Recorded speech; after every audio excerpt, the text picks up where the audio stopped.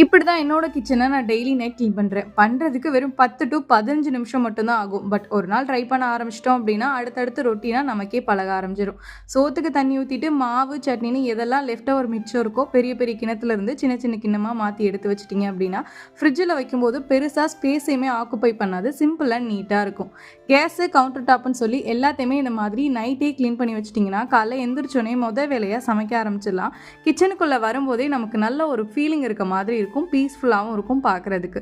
சின்ன பிள்ளைங்க இருக்க வீடு அடிக்கடி குப்பையாகிட்டு தான் இருக்கும். ஸோ எப்பயுமே க்ளீன் பண்ணிக்கிட்டே இருக்க மாதிரி தான் இருக்கும். இந்த மாதிரி நல்லா எல்லாத்தையுமே கொட்டி குப்பையெல்லாம் அள்ளி போட்டுட்டு சிங்கில் பெருசாக எந்த ஜாமானுமே இல்லாமல் நல்லா கழுவி வச்சுட்டோம்னா காலைல எழுந்திரிச்சு சிங்க்கு வீடுன்னு எல்லாத்தையுமே பார்க்கும்போது ரொம்ப ரிலாக்ஸிங்காக இருக்க மாதிரி இருக்கும். நமக்கு சமைக்கிறதுக்கு பெரிய மோட்டிவேட்டிங்காக இருக்க மாதிரி இருக்கும்.